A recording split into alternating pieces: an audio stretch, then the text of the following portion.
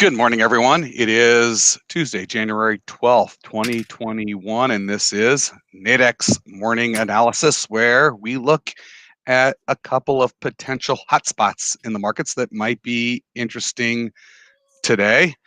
Before I get started, let me quickly introduce, myself. I'm Todd Rich with Nadex, but then with me are Brian Caprice and Jen. Yeah, she's back working with Daddy again. I thought she was good. She had her yogurt, and then she's like, "No, time to work with Daddy." So she knew exactly what I was getting ready to do, and she's like, "No, I got to come over here and sit on Daddy's lap." So I love it. She's already got the routine in. 9 a.m. Eastern Standard Time. She's like, "It's time to stream. Let's go to work." Let's get to it.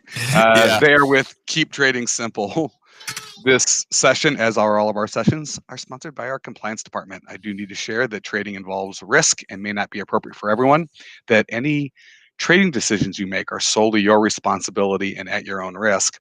And then lastly, this is an educational session. Please do not construe anything Brian or I say as a buy or sell recommendation. We are doing this for your education purposes. Now, for today, you know what? I don't like that layout. Let's do this one. Hey, that's a little bit better. It's like it gave me like a triple chin there, Todd. I know. What are you doing? Meanwhile, I'm at a hotel with a mask on and everything. I know. Wanted to touch on gold. We'll cover two things today. As every Tuesday, we have our really big breakdown coming up in 3 hours from now at 12, basically at noon Eastern Standard Time. So I'm not going to go crazy into it today, but gold that we mentioned, kind of finding a bottom, a potential bottom, because again, weren't seeing inflation, everything was bad, but I had mentioned that, there was the Biden, and again, it says it in this article, the multi-trillion-dollar stimulus package being released on Thursday, which could help pave the way for inflation. Again, and it actually says against which gold is seen as a hedge, not necessarily is, but is seen as one, which is great that they're starting to talk about that. But anyway, that's coming in. So, we saw gold, literally yesterday morning, we were sitting here right now. Yesterday morning, we were sitting back in this level right here. So, we did push a little bit lower, came back up and stabilized, and now we basically did what we mentioned, coming up to that 1860 level before turning in. Again, early this morning, it's been kind of rocked to the downside. So in this one, we're seeing stabilization. I think it's very important to kind of keep this as focus. We know absolutely no details right now of what it's going to be besides it's a multi-trillion-dollar stimulus package. Right. I know in individual states, I know Maryland actually announced some stuff yesterday to, like, I guess internally with executive orders in my state. So I know other states are doing it as well. All these things are kind of throwing kindling into the fire, but this multi-trillion-dollar package, again, releasing on Thursday, as I guess when we're going to hear details about it. Wouldn't be surprised if we actually hear it even a little bit earlier than that. I wouldn't be surprised maybe if they have the idea and they think it's so great and they start bringing it out on Wednesday. That wouldn't surprise me either. But again, finding these stabilizations down here is pretty important. And we can see above, minus this last little, 30 minutes of kind of a crash down. You can see price turn exactly where it should have. We had sellers in that area, that 1860 to kind of 1868 range. With the big push down right now, again, that could be just more or less setting that trap again for retail traders. There are news articles talking about that it is halted. When you look at, again, Daily has that great little client survey. It's saying that 84% of clients are long right now. So again, everybody is seeing that come in. When we see price drop down again, it's where they're testing those stop losses of those retail traders, or it's going down lower to where we can find a good stabilization point to take off higher. So there's a couple different ways to play this one. With longer duration, you could do some binaries on this one. But with lack of any economic news today, I don't know that this one will really have the oomph that it could. I think tomorrow with CPI at 8:30 tomorrow morning, I think is probably going to be the kind of spark to this this pile of kindling, and we could be seeing smoke tomorrow morning at 8:30 a.m.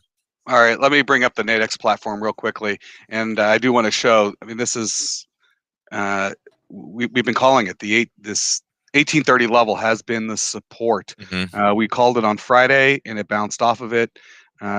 We know the resistance up there around 1860-ish, but it came down Monday. There was opportunity to pick this up and make a nice play in gold. It did it. It did it again. What's interesting, yesterday at the end of the day, you had that opportunity, and it rallied all the way up right to that 1860 level. This is a level that goes back a ways, and it just this morning has come off of it. So these are binaries. You can see there are plenty of strikes in here. I mean, it's moving through strikes. I'm trying to Mhm. give you so you can see all of them, but there's going to be some opportunity here probably. I mean, you can see the volatility in gold.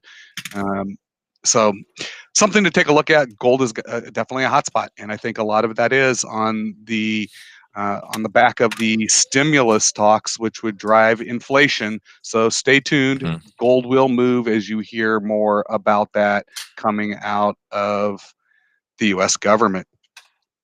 All right, I know the Perfect. other story of the day. I don't want to, the U.S. equities are flat. I think people are still trying to digest the news, but we are seeing some strength in the pound. Yeah. So let me flip you over here and let's talk about Yep. the pound a bit. Yeah, and it's actually pulling back just a slight bit right now. 5 minutes ago, this was up to 134. We can see that the pound dollar as well as the pound yen, and actually I can make this just a little bit bigger. There we go. You can see that they're up 109 and 116 in the last 24 hours. Everything else is more or less flat. Dollar CAD, we talked about obviously the retracing yesterday, and you can see that that is working as well. But this is a big amount in a very short period of time. I'm actually going to shrink this just a little bit. It's a little bit too big on my end. But you're able to see one of the things that I've been mentioning the last few weeks about the pound is that I always felt when the recovery started to come in that the pound was actually in the best situation. The reason why was everybody knew Brexit was coming. It was kind of like, let's throw this thing down to rock bottom. When we finally start to recover, we're already at as bad as we could be, and we'll start to, build up ground faster than everybody else. They'd be a little bit more lean. That's exactly what we're seeing. And now, earlier this morning, Bailey was speaking, the BOE governor, and what he said was, on Tuesday, said that Britain's economy was facing its darkest hour and playing down suggestions of cutting interest rates below zero. And again, we're starting to see this. He's mentioning in here about the COVID vaccine. The vaccines are rolling out. We're not quite there yet with the vaccines having the full benefit of coming in or everything. But again, they're in a lockdown right now, and they're already starting to show like the light at the end of the tunnel. There's another quote in here about we can see dawn is right there. We can see dawn coming. So it's interesting to see all these positive comments out of the pound with what's happened with Brexit, and now we're starting to see major moves in it. Now, whenever it moves, as he said, I mean, it's been I think it's where is it right here. It does feel like the darkest hour is before dawn. So again, on a political spectrum, they're starting to see what we've been talking about. Now, looking across at the pound, particularly the pound dollar, 24 hours, you can see it's basically been straight up. It's been a ton of movement. We actually just went off of a zone at 136 flat. It comes in at 136.01 here, but again, right at the 136.00 is a psychological level. Now, we've kind of hit it once. We've pulled back. We've made another attempt higher. It's actually not necessarily a bad short to the downside. Now, U.S. traders stepping in 22 minutes. It does have to basically be able to kind of stomach that, but the level's decent. It's a pretty nice sized level. But if it is able to break again, I don't mind shorts a little bit higher. We do have a couple levels higher at 136.50 and 136.80 are two other levels where we've had very strong. And when I say strong, I know sometimes the numbers are hard, but this right here, strong movement off that level.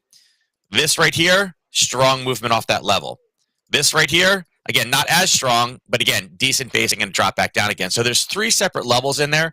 All of them are higher on the curve, and all of them are pretty decent levels to, again, could be a rollover for this morning. Remember, European session typically drives one direction, then the next session, which is the U.S., tends to be or the stabilization or the reversal. So Right. again, it's all kind of lining up, and with lack of any news, everybody that was going long the pound today needs to take profit now, which again can also lead this to roll over and kind of flip back to the downside. All right, let me flip over to the Nadex platform. And by the way, we've been getting some great feedback from everybody, and I will tell you, the one thing that people have mentioned is they'd like to see bigger numbers on the charts. I know that we're limited on what Brian and I can do, but what we will do is call them out, and we'll do what we can to make sure that you can see clearly what it is that we're mentioning. So we are working on that, and just know that we hear you loud and clear. All right, so here, you for sure in the pound dollar, I mean, you see this strength. I mean, this is a pretty dramatic move overnight, and I mean, you can see it. I mean, there's a certain, it spiked, it bases, spiked again, it's basing again, but we do know that this roughly 136 even level is one where sellers do step in, and we are talking about shifting from the U.S. session to the I'm sorry, from the UK session to the US session. So you might see this as an opportunity for a little bit of a rollover after this large, a bit of an emotional move, just based on the heels of some comments. But even though we're probably expecting to see pound strength going forward, as things start to sort out after Brexit, there are going to be some opportunities where there'll be some pullbacks and some short-term trading opportunities. Here's that level up above that Brian was mentioning, which is around the 136.50 ish level, where you would see it again. Yeah, All right, it's a place where sellers have stepped in the past. So yep. All right. I know that you're doing a full-blown session in 3 hours. Want to encourage everyone to join for everything. But before we call it for this morning and let everyone get ready for the U.S. equities open, is there anything else that you wanted to hear? I'm going to give you control back. Do you want to talk about just pound yen? Again, in the pound, again, I don't, it's always a shame when we talk about a level and then 3 hours later we're like, yep, it's already gone. Hopefully you guys caught it. Again, as far as the pound story goes, on a daily level as well, the pound yen is basically right at the top. So again, that's another one of those things where it's matching up on two different charts, two different assets, and it's again a little bit of a telltale sign. Just the last thing too, just to kind of keep it out there for everybody. Again, looking at that client, the overall net. It looks like people are going a little bit negative today on Wall Street. It looks like 73% of them are net short today, and I just did a quick little look over there, and you can see that it seems like it's stabilizing. It is also sitting on. It could be a little interesting open today as it runs back down into that 30.72 or the 37.25 level. That again we talked about yesterday. Not only a bounce, but we wanted to know when it broke it to be able to take it deeper short. So maybe today, after all the stabilization, we'll kind of get that pushed down. But like I said, typically when 73% of clients are short, that kind of gives it a. Makes you wonder, is it going to base and then go high to take these people out of the market? So just something, again, we'll break it down further at 12 o'clock noon today. Excellent. All right. Well, if you've got any questions for Nadex, you can email us, customerservice@nadex.com. You can email Brian down at the bottom. You've got support@keeptradingsimple.com. Also want to mention, it's been really nice. Some folks who have been leaving some reviews for us. If you could go to trustpilot.com/review/nadex.com and leave us a review. Leave us some feedback. We would greatly appreciate it. With that, I want to give everyone an opportunity to get ready before the U.S. equities open here in just over 15 minutes. Be sure to catch Brian in 3 hours, and we will be back again tomorrow morning. Good luck in the markets, everyone.